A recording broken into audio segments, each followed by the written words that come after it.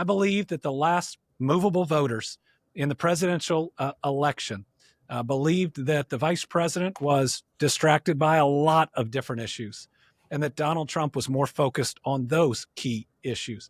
But if you look at his presidency to date, he's focused on everything else and making it harder on the American families in each of those core issues. So while I think the American people think Democrats lost focus on what's most important to them, I believe the lane is wide open to try to restore that faith by showing our commitment to creating a better life for everybody. Hey, James, Andy Beshear, as you know, has been elected statewide in Kentucky 3 times, twice as governor. It is a deep red state. Trump wins it by 30 points. He has been quite visible in the last couple months talking about Trump, the economy, and the Democratic Party. So we are delighted to have you as a guest today, Governor. Thank you so much. Oh, thanks for having me. It's an honor. Well, it's our honor. Polls show the Democratic Party is in pretty bad shape with voters, really bad shape. Is that primarily due to the disappointment of the last election and the problems with Joe Biden, or is there a deeper problem? I think that people believe the Democratic Party has lost focus and that it's lost focus on them. That the Democratic Party is talking about a lot of important issues, but not spending the vast majority of the time on what matters to families most. It's a recognition that when somebody wakes up in the morning, they're not thinking about politics or the next election. They're thinking about their job and whether they make enough to support their family. They're thinking about their next doctor's appointment for themselves, their parents, or their kids. They're thinking about the roads and bridges they drive. They're thinking about the public school they drop their kids off at and whether they feel safe in their community. I believe that the last movable voters in the presidential election believed that the vice president was distracted by a lot of different issues and that Donald Trump was more focused on those key issues. But if you look at his presidency to date, he's focused on everything else and making it harder on the American families in each of those core issues. So while I think the American people think Democrats lost focus on what's most important to them, I believe the lane is wide open to try to restore that faith by showing our commitment to creating a better life for everybody. Well, let's talk about that for a minute, because one of the things that you've talked about and others are that he promised to end inflation, basically. It's gotten worse. The tariffs have gone over terribly. And so there is a argument that I think you and others make. Focus on that. Focus on the economy. Does that mean you set aside an issue like Culver Garcia, the man who was illegally actually deported to El Salvador, and Trump is ignoring court orders to bring him back? Now, I think as not just as a Democrat, but in any of these jobs, you have to stand up for your principles, but that doesn't mean you don't spend 80% of your time talking about those core areas that matter most to people. So I think about my last reelection. And I ended up with one of the nastiest anti-LGBTQ bills coming across my desk that I'd ever seen. And I vetoed it. But the next day, I was out opening a new factory. The next day, we were out celebrating a new road that was going to cut 20 minutes off people's commute both ways, 40 more minutes with their families every single day. And so even when people might have disagreed with me over some of the hot topics, they believed that I was working to make their life better. And I think that's what people want. Keeping a focus on them. Yes, keep the focus. Let's talk about the tariffs. You have been very, very critical, as have many people. It's because they're very, very bad. That's right. Well, is the worst thing the tariffs themselves or the on-again, off-again indecision that really precludes certainty for businesses, investors, not to mention Kentucky bourbon makers? They are both bad, but if the tariffs were implemented in the way that Trump was proposing them, we're talking about $4,700 of additional costs per family in the United States. A Kentucky family can't afford that. That's not cutting their budget. It's blowing a hole in the budget that you can't make up. There's no way to survive and be able to pay those bills at the end of the month. And if that happens, and it's already starting, people are going to feel betrayed. And what small businesses are already experiencing is turning people that were strongly supportive of this administration, either against it or making it look or making them look at it in a different way. I think about a company that I know that gets a lot of their materials from China, but they've got about 50 employees in Kentucky that then take those materials and assemble a good that they sell. They're looking at laying off 10% of their workforce in the next couple of weeks because of how much more those materials cost, and they can't pass it all along to their customers. So their customers are going to pay more, and there are going to be fewer Kentuckians working. That's how bad these tariffs are. Let me switch subjects just for a second, then I'll turn to James. You talk about your faith much more than most Democrats do. Tell us about it. I believe one of the most important things that Democrats need to do is explain our why, not just what we believe or what we're doing or what decision we're making, but why we make it. I talk about my faith a lot because it's my driving why. So when I vetoed that nasty anti-LGBTQ bill, I explained why. I said, I believe all children are children of God. And this bill is picking on a group of children out there that are already going through a whole lot. And I want them to know that their governor cares about them. And I remember the next day somebody came up to me and I thought, oh, I know what's about to happen here. And he stuck out his hand, I shook it, and he said, I'm not sure I agree with what you did, but I know you're doing what you think is right. Sometimes just sharing that why gives us the grace and the space to get beyond just are we for or against this, and have a real conversation or at least an understanding that somebody can believe something different than us, but be coming from a good place. Well, in a transition from talking about faith, we'll go to James Carville in Las Vegas. Thank you. So, Governor, quickly, the Senate race, open seat in 2026. Have you made any decisions as to your interest in that race, or where are you on this? Yeah, I'm not running for that seat. I love the job that I have. I wouldn't give up a year and a half being Kentucky's governor for 6 years in the U.S. Senate. We've got a lot of great senators that I respect, but in my job, I get to get things done. So is Rocky going to run? We'll see. He's We'll getting a lot of encouragement. It's my senior advisor. Yep. Ran against me for governor in my first race and gave me a heck of a run at it. But, we ran against each other, and then we came together and formed a great friendship that has made me such a better governor. I think has enriched his experience, and we've been able to break every record from private sector investment to new jobs to exports to tourism, and I couldn't have done it without Rocky. Both of us being able to swallow a little bit of our pride and come back together after an election where we didn't attack each other. So tell us, Rocky. Now, I know it, and you know Rocky's last name, but he actually has a last name, I think. Yeah, Rocky Atkins. He's my senior advisor. He was the majority and then the minority leader in the Kentucky House. Has done a lot of really good things in that role. So, Governor, I want to ask you a little bit of an offbeat question. I'll get back to more serious, but there's a big debate going on about funding for PBS and NPR. And I've spent a lot of time in Kentucky. And some people think this is a kind of ancillary issues that people like me say these things are very important to rural places that don't have this kind of thing. Do you have an opinion on whether the federal government should continue some minor funding of public television, public radio? Yeah, absolutely. When we look at all of our communities, we're better off when people are engaged. And radio, whether it's NPR or others, PBS on TV, is one way that we try to keep people engaged. And right now, with people getting their news from so many different places, some of them reputable, some of them not so reputable, I think it's really important to have those groups that really, under the law, based on the funding, have to be factual.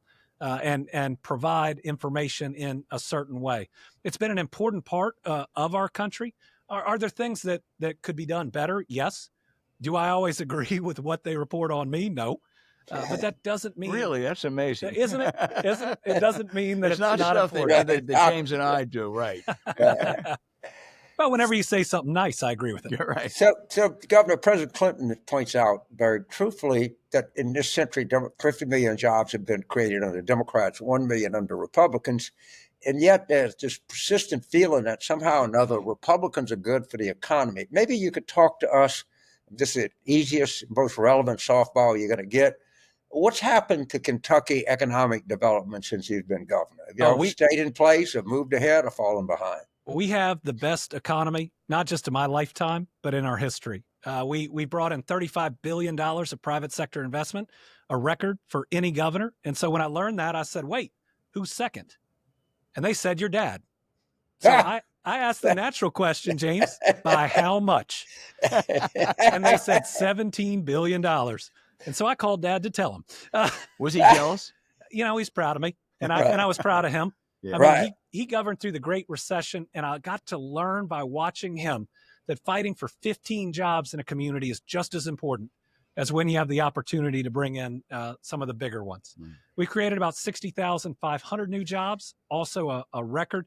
We're exporting more around the world, though our biggest trading partner is Canada. And so this current trade policy is really concerning there. But every part of our economy is booming and is growing. But what we're seeing out of D.C. right now threatens a lot of that.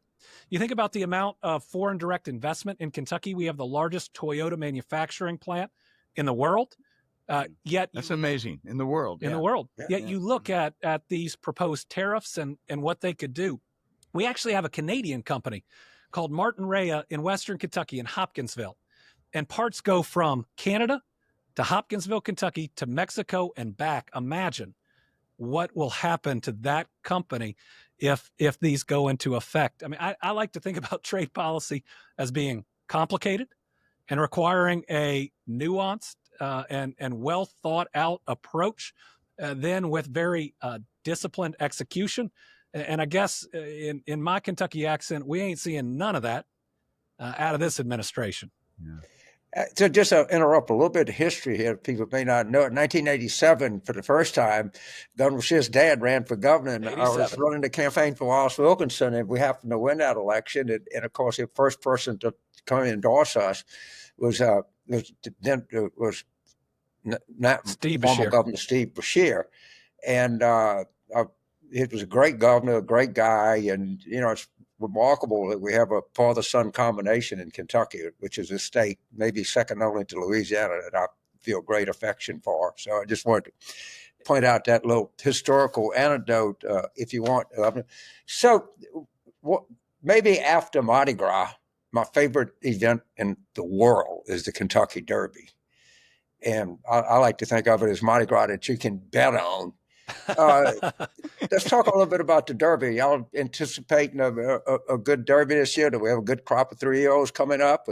Is it okay to get excited right now? It is. We're going to have at least 10 horses in that 20-horse field that have a real shot. We're going to have a record crowd. It's $400+ million of economic impact on Kentucky just that Derby week. It's going to be exciting. I hope the weather's good. We like to say in Kentucky we have all 4 seasons every week. But you don't want to mutter. Right? But if we can hold off the rain, it'll be a just about perfect day. And as governor, you have a huge job that day. I walk about 8 miles every Derby day, and I probably see 2 races. But the number of businesses that are in, the number of opportunities that are out there, you don't get another day like that as Kentucky's governor to say every day is like this in Kentucky.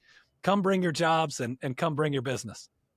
So I know you've peeked at the long range weather forecasts, which are horribly not reliable, but do you see can we tell anything just yet about the weather on Derby Day? I've got hope this year. You got hope. All right. Well, God, I'm going to turn it back to Al, but boy, I tell you, this blistering course examination I gave you to talk about your economic record, the Kentucky Derby, man, I don't know. Governor, I see what you mean about that hostile press corps. I mean, he really was. He is. Honest to God, no holds barred. I got to pick myself up off the floor after that one.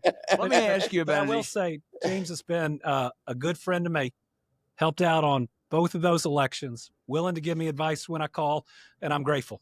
Well, I'm grateful for the job that you did for the Commonwealth. I mean, that you've been a really not just a remarkable friend, but you've been a remarkable governor for the great Commonwealth. And I'm glad to do that. And we love having those fundraisers at Chrissy Brown's house because we can buy in a little bourbon while we. And I say all these positive things when he's wearing a shirt of another SEC team. It's amazing. It really is. The SEC, which has now become a basketball powerhouse as opposed to a football. Yep. You were in the lead there, but the others have caught up. Let me ask you about an issue that really matters to people in Kentucky, Medicaid. I think it's quite clear what the Republicans are going to do. They're going to go and they're going to put in some phony stuff, work requirements for able-bodied, waste, fraud, and abuse, which is an excuse to cut some other stuff and say we've saved a whole bunch of money. How's it going to go over? The cuts that they're looking at to Medicaid will be devastating for our families and rural health care all across America. Medicaid covers the people we love the most, our parents and our kids. 50% of Kentucky's kids are covered by Medicaid. That's half. And 70% of our long-term care costs are covered by Medicaid. And so when you think about the impact it's going to have on a family, families having to take in a relative, families worried about their child's prescription, this hurts us in a way that's really hard to put into words. But then you look at rural healthcare across Kentucky, and we've been growing. Access has been growing. People have been getting healthier. My dad expanded Medicaid, and 400,000 Kentuckians got coverage for the first time. Because of that, we now have 2 pediatric autism centers in Appalachia, when previously you had to drive 1.5 hours, 2 hours to Lexington, or a doctor told you the best thing you could do for your child is to move. And no one should ever have to hear that. The cuts they're looking at will devastate, if not eliminate, rural health care. And that has an impact on everyone. The rural hospitals are typically the second largest employer in the communities after the public school system. And you think about the loss of all of those jobs. And then whether you're covered by private insurance or Medicaid, you're still going to have to drive an hour or two to see probably the same doctor who couldn't stay in your community. But people understand Medicaid today a way they didn't 20 years ago. I see people up in arms about it. And I tell you what, it will, if they do this, it will cause a massive change in the way people vote. Well, one of the reasons they want to do it is so they can enact the extension of the Trump tax cuts, particularly those that go to the very wealthy. Should those tax cuts be extended? I think good policy is all about balance. Mm-hmm. And you always have to look at whether a tax cut or continuing one could stimulate the economy and create jobs, or depending if it requires Medicaid cuts, are you going to lose more jobs in the very beginning, even before you get to all those harms? But we seem to have lost the ability to put it all on the table and to say, what is the right balance of keeping some dollars in people's pockets versus ensuring that these services are there. If it requires a major cut to Medicaid, then no, keeping these tax cuts are not worth it, and it will cause significantly more harm than good. Let me ask you about 2 sensitive personnel matters. You read, I'm sure, about the Defense Secretary, Pete Hegseth. There's chaos over there. The White House said the other day that the Pentagon has declared war on the administration, basically. Should Hegseth be fired, and would you call on the 2 Kentucky senators to call for his dismissal? Yes and yes. Yeah. Sharing classified information not once, but twice through a text app, sending it to family members or lawyers, it just shows incompetence of someone who wasn't qualified by any standard compared to any other Secretary of Defense, who looks like he spends more time on his hair than in his job. I mean, I get that he may be an anchor on a cable news show. It was Weekend, by the way. But that never qualified. And his sharing of the information, that's not Trump's fault, but it will become Trump's fault if he doesn't do something about it, because we'll see these mistakes again and again. And at the end of the day, President Trump is captain of the ship, and he needs to fire this individual. Yeah, I've been here for a long time, never seen anything like this. Final question about personnel. This is more delicate. I think there's increasing, people are talking now about how Joe Biden really was losing his mental acuity in the last year or two in office. Did Democrats and the Democratic leadership make a mistake in not imploring or pressuring him to step down and saying you're really not fit to serve for another 4 years? So for me, that was a unique situation. In my lifetime, a sitting president has never not run for reelection. And so shows you how young you are. Well, I'm 47. I'm only young in politics. In any other profession, maybe not so much. And this is also a president who'd been really good to other Democratic leaders, had helped in Kentucky, had helped in a lot of places. I think we now see that the campaign, the overall campaign, would have gone better had he stepped away earlier.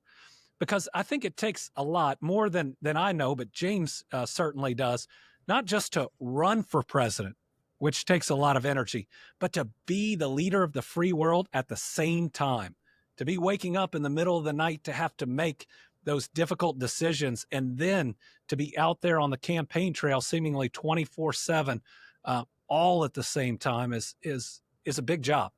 James, pick up on some of that. So, Governor, I'm feeling a little nitpick, but what percentage did you get in Pike County when you ran for reelection?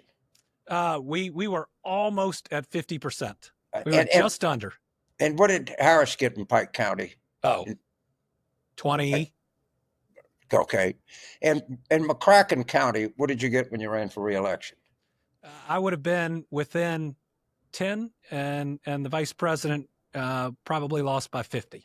Okay, so to our listeners and viewers, I'm not just playing a mindless, like, how did you do in the election? Pike is the most classic of the Eastern Kentucky. It's the farthest East County in Kentucky. Think of the Hatfields and the McCoys, and you're in Pike County. Election.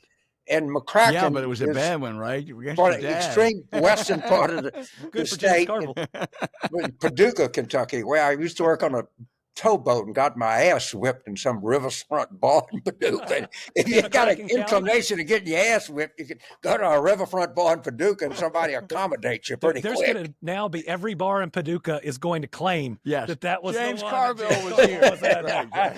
I've done everything I can to forget it, and I finally succeeded. But I just wanted to make that point, Governor, that, I always laugh when somebody picked me up at the airport and says, Louisiana's a north-south state, Kentucky's an east-west state. I said, okay, fine. But it's really an east-west state.